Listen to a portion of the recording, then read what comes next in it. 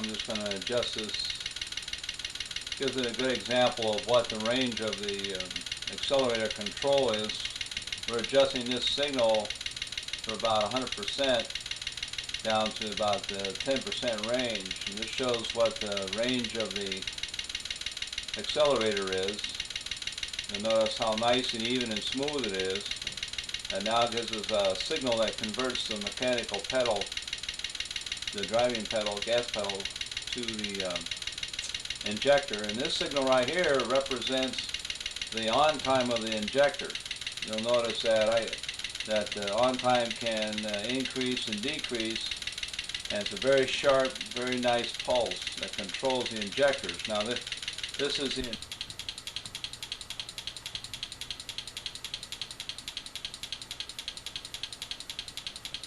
this is the injector block right here. You'll see the injectors are sitting here and here, and this is what the injector looks like. It sits right in here.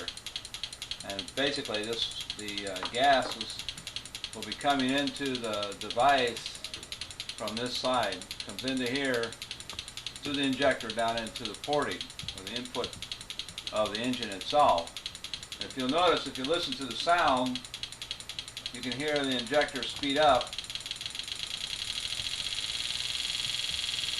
That's equivalent of running the car about 60 miles an hour right now. And we have plenty of dynamic range because we can adjust the ranges of that injector. These injectors are really going strong. Right here, if you put your finger on the end of it, you can feel the injectors. So they are in turn just running very, very fast right now.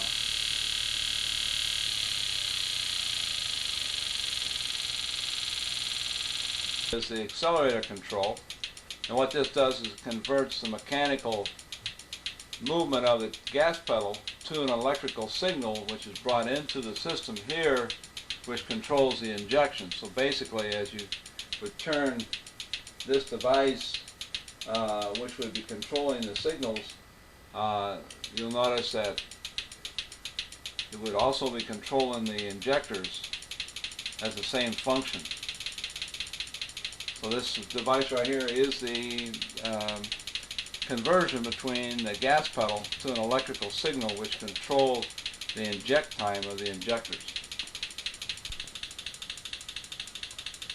Alright, what I wanted to show you here was this is kind of a pre-engineering model that allows us to develop the electronics and the controls for the car, and then eventually all of this will be shrunken down into a very small package using LSI technology.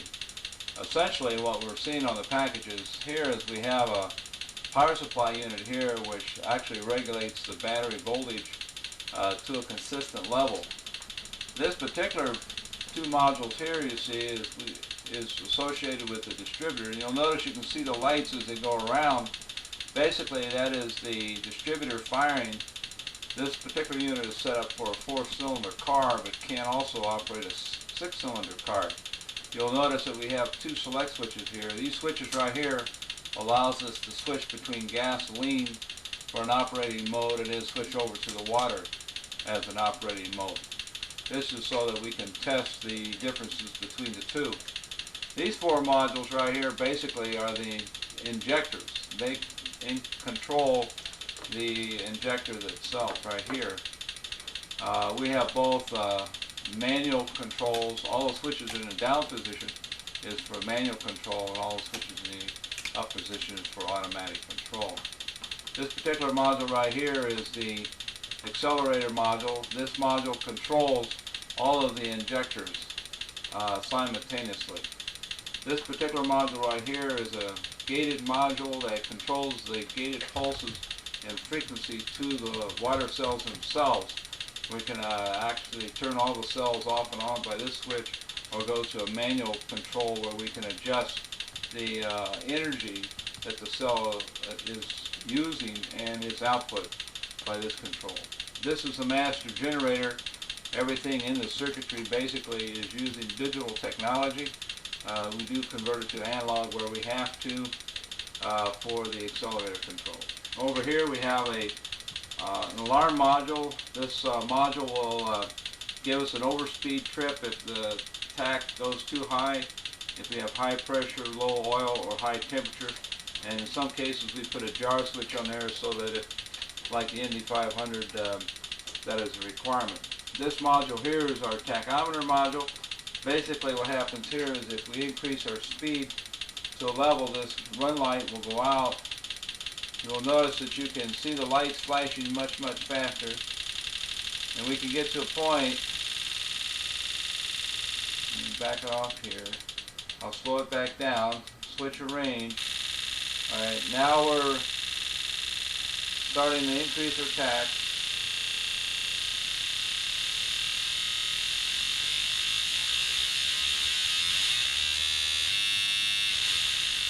Alright, let me take the inhibit off. We'll put it back into trip mode and you'll actually see it shut down.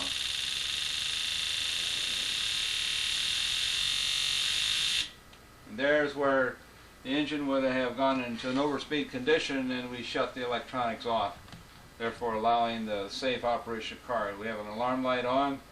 We're sitting at a high tach. We had an overspeed trip. If I bring the system back down, I'll allow it to cut back in. We have all of these alarms set up to protect the unit. Joan is taking the cell driver circuit, as you see right here, and we're going now to interface this with the voltage intensifier circuit.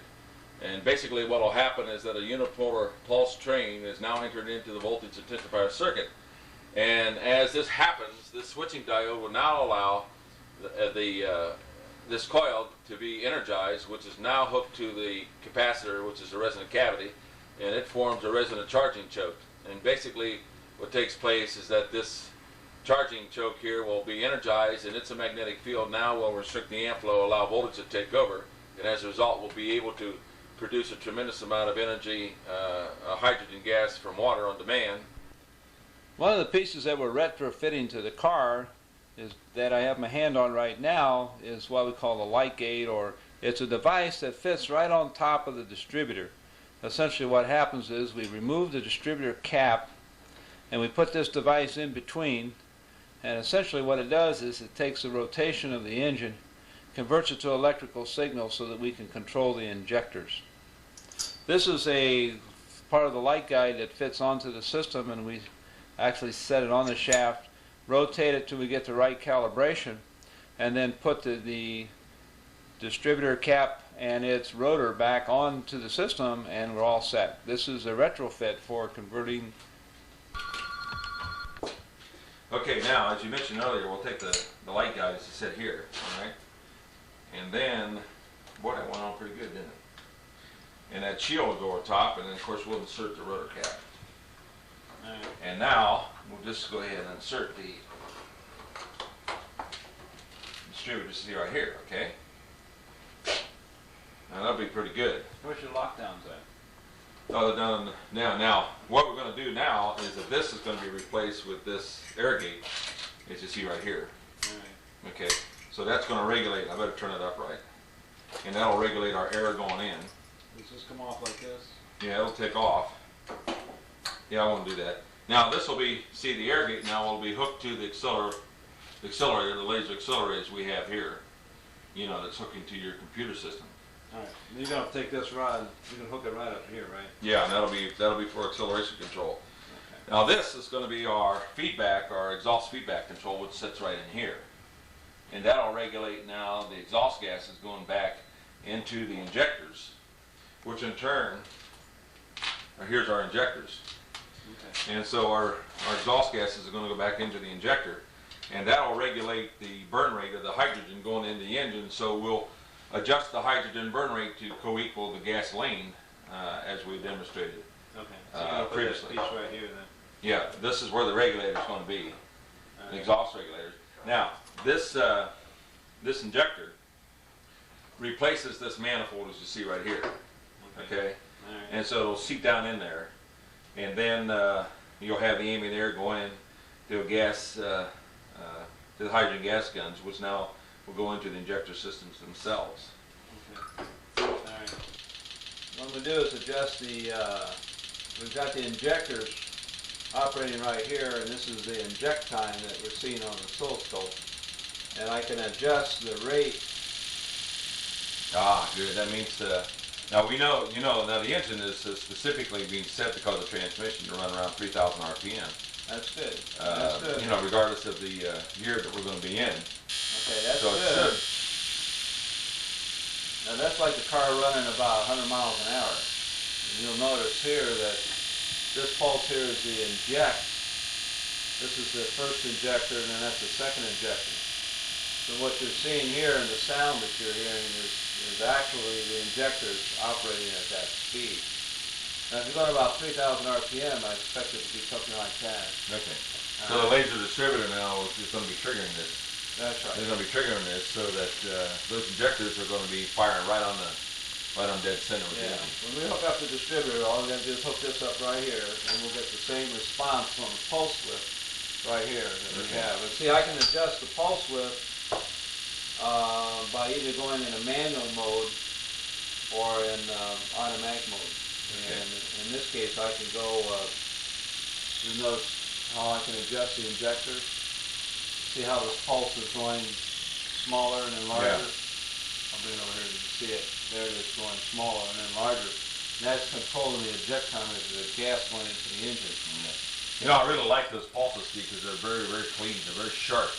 That means our computer, our miniaturized computer, is going to be very, very good in our.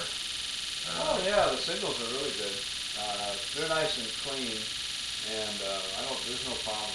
You see, as long as it switches up to high and low at a very sharp rise time and fall time, you're not dissipating any energy. Basically, all the electronics either turns on or turns off. So, power-wise, this is the most efficient because it is digital. It's not sending as an analog device. Okay. Let's hook up the distributor and just rotate the engine because I want to see what it looks like with the same pulse. Just testing to see if all the injectors are firing. And they are firing. I'm actually turning it manually to watch it fire, okay? And you can see right here, this one has an injector, that has an injector, that has an injector. Now I'm going to turn it the way the car normally runs, okay? So I've got an injector here, here, here, here, and here, okay? They're just come in the field of view right here, there, saw it? Mm-hmm. That'll come in one more time. Getting ready to now. Boy, those optics on the laser distributors are really beautiful. Isn't it? Oh yeah. There it is.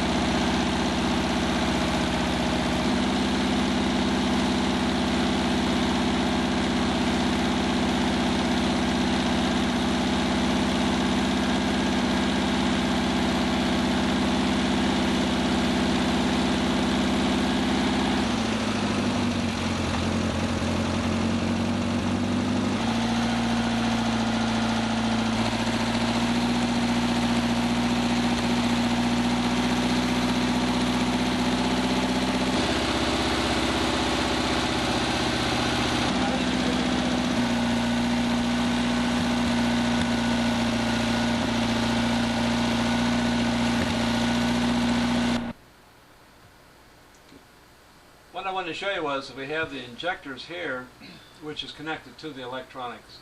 The new module that we have right here is the cell driver itself, and this is the high voltage intensifier circuit that is being interfaced to the water cell itself. And essentially what we're doing here is that we are controlling the energy going into the cell.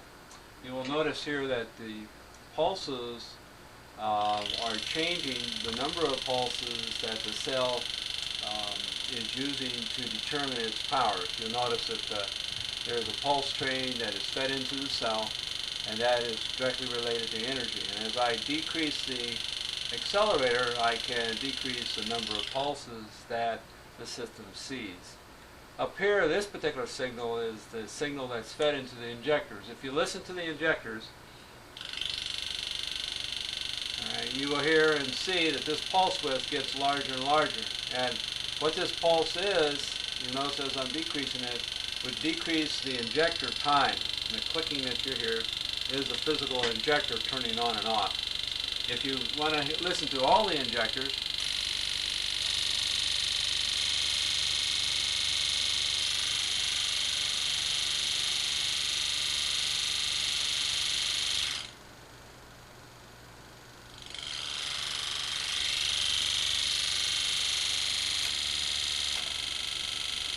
that was all four of the injectors firing at a synchronous rate. Now, one of the features about the new power cell is that driver for the cell, which we call the driver and then the intensifier circuit, is that we can control the energy that goes directly into the cell. And we can pick out a point. We have an amplitude control. That would be where the signal adjusts in the amplitude. And then we can control the pulse train that's being fed to the cell so that we can precisely control the energy into the cell based upon the needs of the running of the car. In other words, you'll notice that the injector pulse, note here that the injector pulse is increasing in size, and we can determine the number of pulses that the system will be using for the cell, as well as lower the amplitude of the pulse, which now says we can precisely provide enough energy to the cell to give us enough gas to run the automobile. So it's very efficient in the respect that we're putting in very little energy into the cell to produce enough gas to operate the automobile.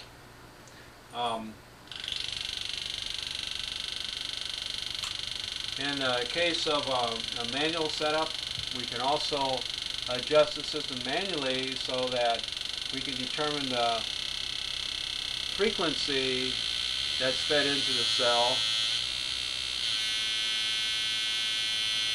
Here you see that the injectors are running. This would be about 110, 115 miles an hour. And that's just one injector. If we turn on the rest of them,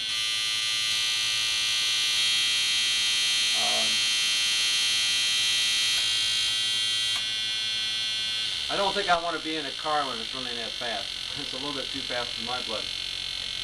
Alright, but the case in point that we want to make out is that the signal that's going into the cell, this here, we can control its energy.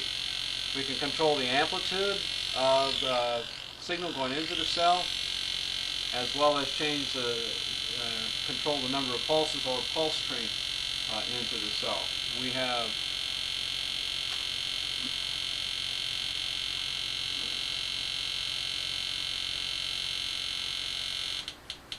you'll notice here that I've changed to show you here that we are setting in a burst of energy into the cell where we're having a pulse train. They're gated on for several pulses and then off. The off time represents the time that the cell would be off. This would represent the energy. And as we do our adjustments to the system, you can actually see that the pulse train is actually decreasing, which would represent an energy decrease in the cell at this particular point. You'll notice that we can adjust it so that we have one pulse going into the cell for a given period of time. So as we increase our demands on the cell as needed, we can adjust this pulse train to give us the energy into the cell. This would be an example all the way out to just about full. That would be full 100%. This would start to reduce back to 10%. Now the interesting thing about the pulse trains are, again, if I adjust the amplitude of the system, you'll notice that the amplitude also decreases. So I can control the frequency of the pulse and the amplitude of the pulse train going into the water cell. Here again, this pulse over here represents the injectors firing at their rate. In this case, the car would be running in an idling condition. So this is what it would sound like if it was idling.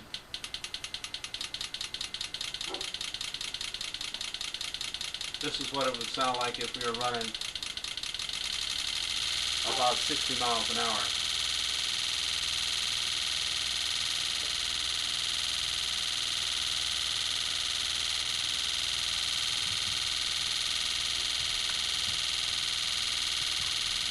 You can see here that again that This would be like 60 miles an hour. This would be your pulse train, and you can see that I can control the amplitude of the energy going into the cell by the pulse train. And you can see as I adjust this, you can see the pulse trains that are fed into the cell. So essentially what we've done is we've taken electronics now, gone from the accelerator itself into the accelerator card. That now comes over to the voltage intensifier.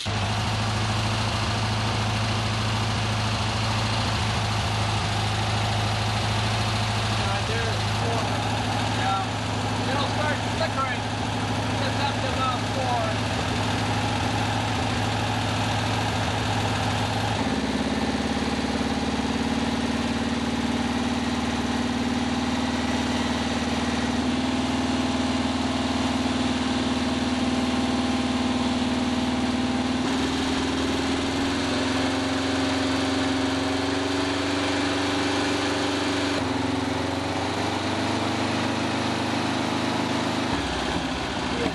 Just a little bit more.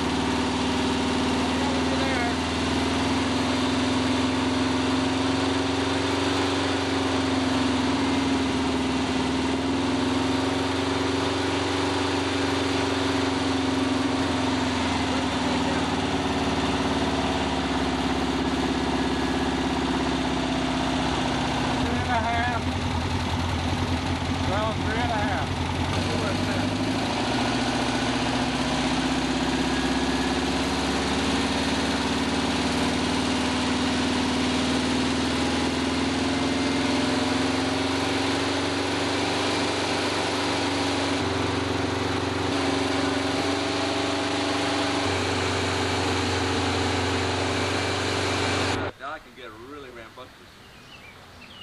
Yeah, see, I think what we need to do is get a bigger screen because of the friction.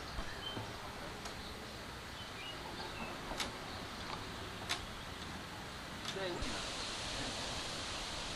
Okay. How's that?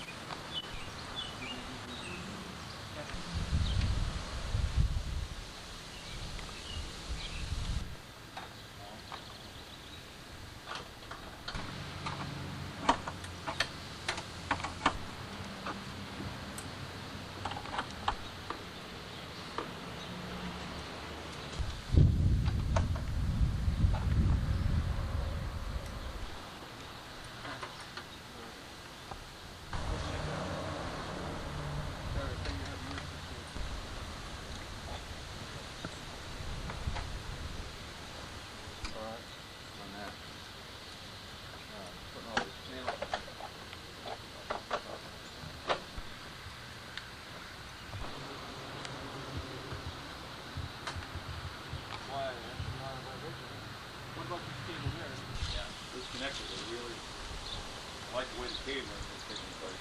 Yeah, now we need to build a thing here. Put it and lock it down. Okay. Pull out the gap. Alright. Now what about for your controls? Your controls? Controls are okay.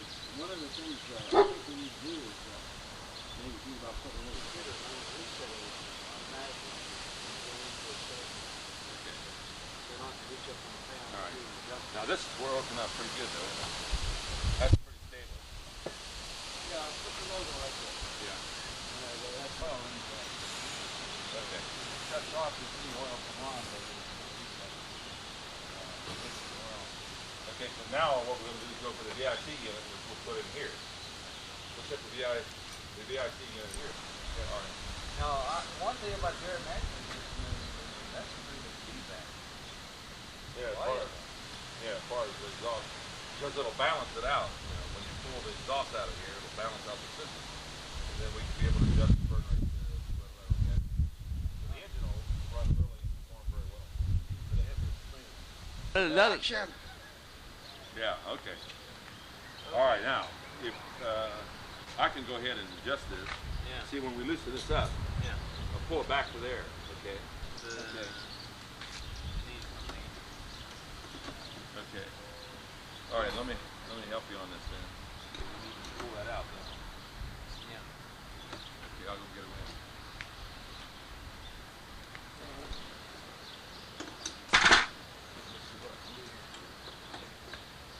Is this loose now? Is this one loose? Oh, it's not. What? Is that second one loose?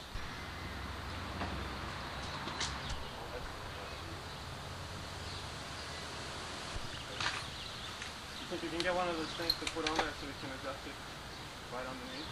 Well, I think that's the way. So we don't have too much room between the hose here and here. It has to be a very short one. Yeah. Oh, we can. Very tricky. We have to screw it tight. Yes. When we draw. Yeah. Okay. Let's see what we got here. Oh, I'll tell you what. Yeah. You sit down here and just put it on that button. Sure.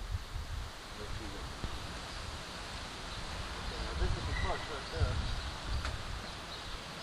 But now it's in top position.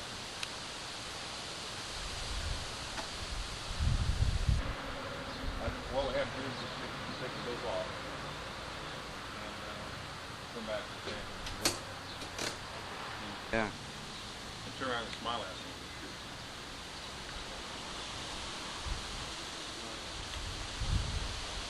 Okay, now so this is the kill switch over here. That's when you want to kill the whole system. Put this switch right here. All right, so now the rest of it sits up. And this. This is the one that you calibrate this way. We need to for emergency shut-off position. But this is going to go to the gas, like the wire. Today is a VIC unit. This is the VIC cabinet itself.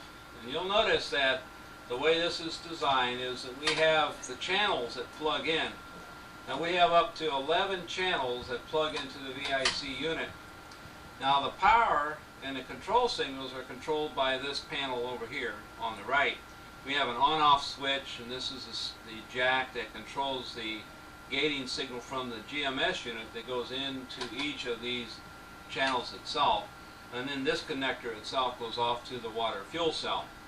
The main power from the batteries is connected here at this location. The unit that you see here in front of me is one of the cards that we're just now currently testing. We're just about ready to complete our testing on this card. What we're doing right now is turning the card on, and we've been testing each part of the circuitry to make sure that it performs to our requirements. One of the things that we are doing during the testing of the cards is we have a system in here. If you can hear the frequency and look at the oscilloscope, you will see that we have a scanning frequency.